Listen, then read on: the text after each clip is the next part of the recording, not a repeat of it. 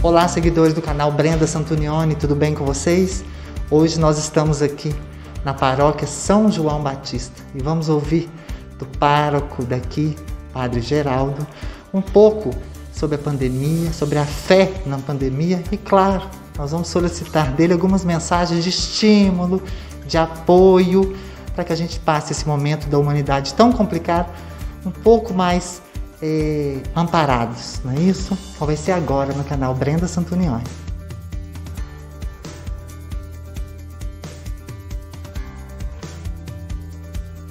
Tudo bem, né, meus seguidores queridos? Estou aqui na paróquia São João Batista com o Padre Geraldo Martins Dias. Ele é o pároco aqui dessa paróquia, paróquia São João Batista. Fica aqui nas imediações da Barrinha, Cidade Nova, perto do Bahama Mix, e aqui também no Vale do Sol, uma igreja imponente, bonita e que transmite, assim como as outras, muita paz para a gente. Ele é o coordenador da dimensão sociopolítica da Arquidiocese de Mariana. Padre Geraldo, um prazer, uma honra ter o senhor aqui no nosso canal. O prazer é meu, Brenda, agradeço muito a oportunidade de estar aqui, de poder bater esse papo sobre esta realidade que tem trazido tanta dor, tanto sofrimento, mas também muito aprendizado para todos nós. Padre, a pandemia é um castigo de Deus? Absolutamente não. Deus não seria Deus, na sua bondade, na sua ternura, na sua misericórdia, se isso fosse castigo. Qual o pai e a mãe que dão um castigo que tira a vida de seus filhos? Ninguém faz isso. Isso é fruto mesmo do processo da natureza. Não é a primeira vez que a humanidade enfrenta pandemias desse tipo. A última coisa que se pode pensar é que isso seja um castigo de Deus, porque isso contradiz a essência de Deus, que é pura bondade. Mas neste momento, Padre, que a gente vê a humanidade inteira sendo atingida igualmente, porque aí não tem branco, não tem preto, não tem rico, não tem pobre. O vírus, se tiver que pegar, pega nas pessoas, independente de onde estejam, países ricos, países pobres. Nós também vemos uma corrente de solidariedade, muitas orações de diversas religiões, pensando no próximo. Este seria um dos legados positivos que essa pandemia vai deixar para a humanidade, a união e pensar no próximo? Veja bem, esta pandemia nos obriga a rever muitos conceitos. Nós vivemos numa sociedade em que cobra muito resultados, em que as pessoas vão consumindo a própria vida na perspectiva de obter coisas, de construir coisas. A pandemia nos obriga a pensar de uma outra maneira, a viver num sistema em que a palavra principal seja solidariedade, seja partilha, em que volte de maneira forte a questão da alteridade, de pensar no outro, né? De colocar a pessoa no centro e não as coisas e os bens.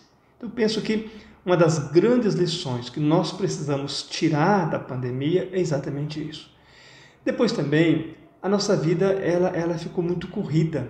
As pessoas não têm tempo mais uns para os outros. Tanto que é muito curioso. A pandemia, uma das medidas foi esse isolamento social, que levou as pessoas a ficarem mais em casa, os pais mais com os filhos e com a esposa. E por incrível que pareça, para alguns isso foi um problema, porque não estavam mais acostumados com a convivência familiar de maneira harmônica.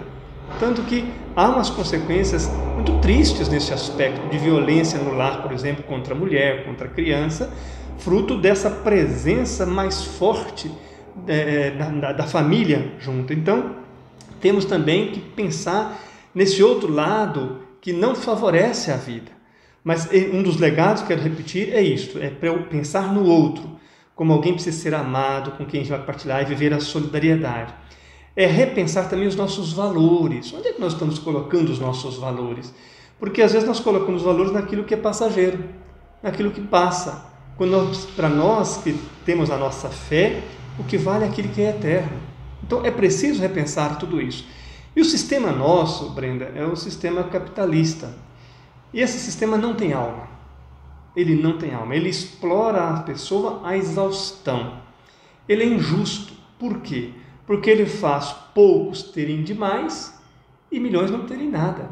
E temos visto, esta semana mesmo trouxe uma pesquisa de grupos que lucraram muito com essa pandemia. E isso agride essa massa enorme que hoje está cada vez mais carente por causa desta crise que veio com a pandemia. Passando fome até, né? Sim, vejam, são mais de 60 milhões de brasileiros que passam fome, são mais de 100 milhões que estão aí desempregados. Quer dizer, é uma massa enorme que entrou hoje na pobreza extrema, que não tem a nutrição necessária.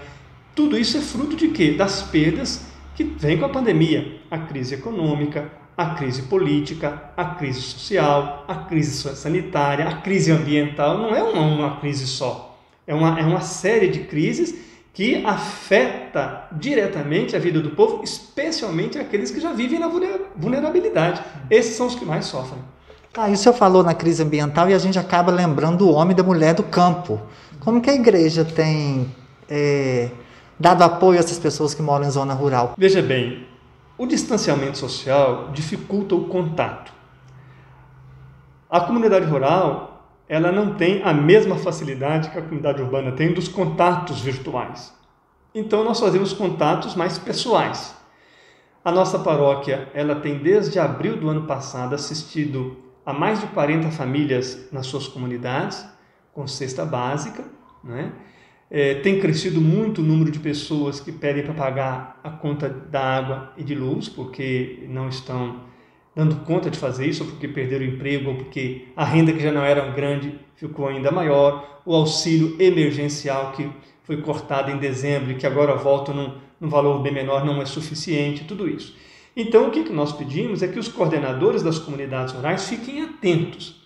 Qualquer família naquela comunidade que tenha necessidade, que eles nos comuniquem para ver como é que a paróquia pode ser presença, seja auxiliando, se for uma necessidade alimentar, com uma cesta e algum outro tipo de ajuda.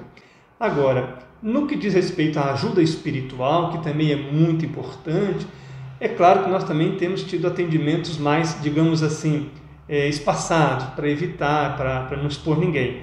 Mas todos aqueles que precisam, que necessitam, com um agendamento prévio, nós também atendemos, porque isso também faz parte, porque a saúde ela é definida como bem-estar social, psíquico, né? Mental, não é apenas a saúde física. Se a pessoa não estiver bem mentalmente também, isso tem reflexo em toda a sua vida.